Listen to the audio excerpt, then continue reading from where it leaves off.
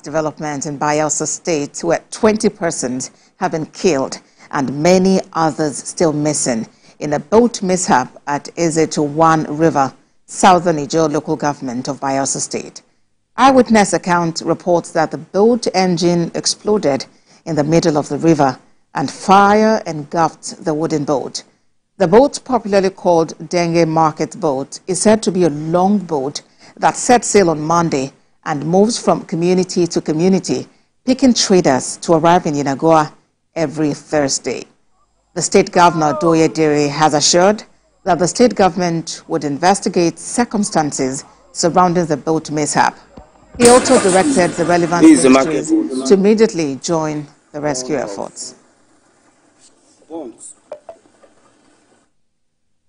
Well, TVC News senior reporter Joseph Konde joins me on the news now for more on this sad development. Joseph, you know, this incident is really sad, coming on the heels of others in Jigawa and other parts of the country. What more can you tell us about this?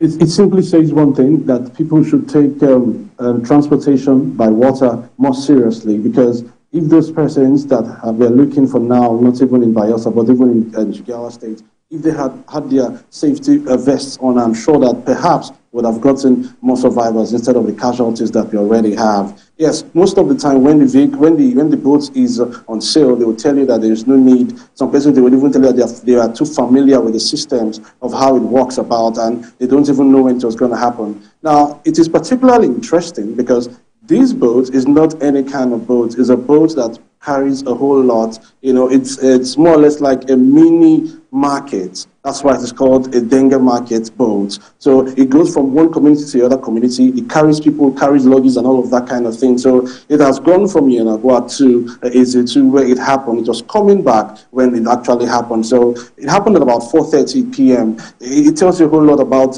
how people goes about their businesses. Unfortunately, as so many lives have been, they're still looking for the bodies actually. I can tell authoritatively about 17 bodies are still being looked for. They've had a lot of such search and rescue operation on the waterways, but unfortunately, the numbers are still trickling down.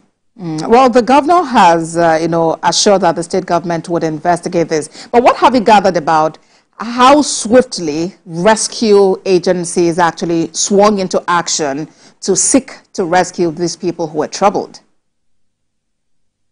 Yeah, because of the peculiarity of the rivers in Bayelsa, most of the time, like from where, before you get back to the capital from where that thing happened, it's going to take you about 30, 45 minutes on water to get there from this particular incident. So most of the time, before they will radio down, except if we have divers from the Nigerian Navy that tends to parade the waterways, that is when they could be able to have succor. Well, most of the time, those mini boats tend to have a handful of rescue operators in it. And when you look at the number of persons that was involved, there is no way that they would have rescued much more than they had already did at the time they did. So it is always advisable that we have more persons, and then even while you're there as a passenger, endeavor to have your vest on and then put it on properly. Don't just say that no, there's nothing that's going to happen, because you never can tell what's going to happen, and that's why this thing has really happened. It's really a sad one, because aside from the fact that lives were lost, a lot of property was also lost alongside, and markets is, in fact, the whole market in Swali is really, really taking it down as we speak right now. And it's disturbing that it's when incidents like this, nature take place. We keep talking about this issue of